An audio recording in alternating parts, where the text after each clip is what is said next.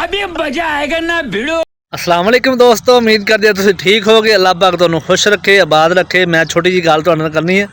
अपना रोज़गार स्कीम है जिहड़ा खेत जमीन देनी सी जिहड़ी पंजाब हुकूमत ने ना, काम बड़ा चंगा सी। उन्होंने 3 एकड़ ते 5 एकड़ देने सी स्कीम के तहत, तो बड़ा ही जबरदस्त काम सी। इहदे असीं भी दरखास्तां दित्तियां। 17,000 बंदे ने साडे इलाके चों दरखास्तां दित्तियां, जिन्हां चों सिर्फ 256 जिहड़े बंदे सी उन्हां नूं कामयाबी होई, क्योंकि लाटां बड़ियां थोड़ियां सी।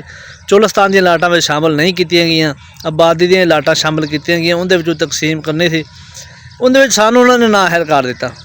अच्छा हुण साडे नाल होई बड़ी इदां होई भी मैं तुहानूं कहना भी गल सुण के मज़ा आ जाएगा। साडे नाल इवें होई भी सानूं उन्हां ने नाअहल कर दित्ता। जदों असीं एप्लीकेशन तो वेख्या भी असीं नाअहल हां, तो वो एप्लीकेशन दे विच ना एक ऑप्शन हैगा सी जिहदे विच असीं अपील कर सकदे सी। असीं उहदे च अपील कर दित्ती, वो अपील साडी मंजूर हो गई। असीं बड़े राज़ी होए, बड़े खुश होए भी यार चलो पंजाब हुकूमत की तरफों सानूं कोई तोहफा मिलण लगा, चलो कोई साडा सिस्टम सीधा हो जाएगा, किसी पासे काम लग जाएगा, हर बंदा सोचदा। अच्छा वो ना सानूं उन्होंने टाइम देता 24 तरीक का, 24 का सानूं देता टाइम। 9 मुहर्रम वाले दिन ना सानूं उन्होंने सद लिया भी तुसीं आ जाओ। सानूं फोन आया 8 मुहर्रम नूं, ਇੱਥੇ ही मैं मौजूद से उदों जो मैंने फोन आया भी तुहाडे नाल सवेरे तुसीं आ जाना है कमेटी दफ्तर, तो उत्थे इनकुआरी होनी तुहाडी भी। यानी तुहाडा असीं बड़े राज़ी होए भी यार चलो साडा ना आ गया, चलो स्कीम च साडी ज़मीन भी आ जाएगी। असीं बड़े खुश होए। असीं उत्थे गए भाई, उत्थे बड़ा रश होवे, बड़ी औखी साडी वारी आई भी। यानी एक बारी सानूं उन्होंने ना कर देना नाअहल करता, दूजी बारी साडी बड़ी औखी वारी आई। 2.5 घंटे बाद वारी आई, उन्होंने अंदर बहा के AC लगा होवे, एक मैडम होवे तो एक तहसीलदार सी ते कमिश्नर, तो बड़ा ना जबरदस्त माहौल भी बड़ा अच्छा अच्छे तरीके नाल एवें बंदा कहे भी उन्होंने साढ़े अच्छे तरीके नाल साडी गल सुनी। अगों साडी किस्मत अच्छा मेरा 6वां नंबर सी। 6 बंदे 5 6 बंदे अंदर लैके जाते सी, उन्होंने दी गल सुनते सी, उन्होंने फार्म पुर करते सी ते फिर वो अगला काम शुरू करते सी। साडी किस्मत असीं ना जो मेरी बारी मेरा आखिरी नंबर से मेरी बारी मैंने उन्होंने आखिया तू कित्थों आया, मैं आखिया जी मैं 2 ਚੱਕ चों आया। उन्होंने आखिया तेरा तो शनासी का 38 ਚੱਕ का मौजूदा पता 2 ਚੱਕ का, साबका 38 ਚੱਕ का। असीं साबका वाले हिसाब नाल देने आ, तो तू 3 च अप्लाई किया तो लेकिन तेरा है 38 ਚੱਕ का, तो लिहाजा तू तेरी दरखास्त अपील भी तेरी मंजूर नहीं होनी। वो सानू फिर वो गल चेते आ गई भी एक माई सी एक उहदी नौं सी, वो दोवें घर बैठियां सी। माई जिहड़ी सी वो बरांडे 'च बैठी सी, नौं जिहड़ी विहड़े 'च बैठी सी। बाहरों मंगता आया, फकीर आया कोई, उन्हें दरवाज़ा खड़काया तो भी अल्लाह के नाम से कुछ दो। उनकी नौं ने आख्या भी अल्लाह भला करे, तो वो चला गया।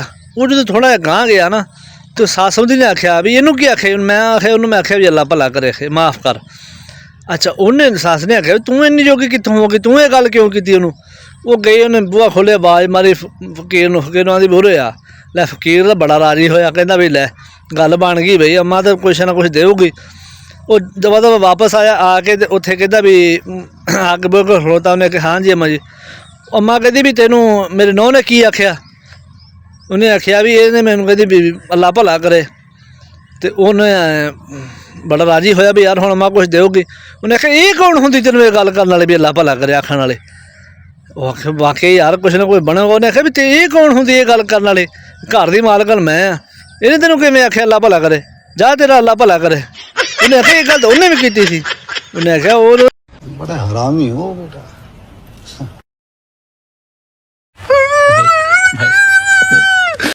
उन्हें आख्या ये गल तो उन्हें भी की थी। उन्हें आख्या और तो गल की सी, घर दी मालक मैं आ कि वो आ। वो साडे नाल ये हिसाब होया भी एक बार नौं ने आख्या भी अल्लाह भला करे, दूजे बारी सस ने सादी के आख्या भी अल्लाह भला करे। भी इन्हें नहीं सी तेनों आखना अल्लाह भला करे, तो मैं तेनों आखना सी भी अल्लाह भला करे। भी इदा के काम भी मैं ही करना। भी साडे नाल भी वो हिसाब होया भी उन्होंने सानू नाअहल करके फिर साडी अपील सुन के तो फिर सानू वही काम वापस मोड़ता। बाकी अल्लाह खुश रखे जिन्होंने लभी, अल्लाह पाक उन्होंने उनदे विच रिज़क देवे, बरकत देवे। बाकी चाहिए हुकूमत नूं भी जिहड़ी ज़मीन पई है ना उथों सानू देवे जरूर।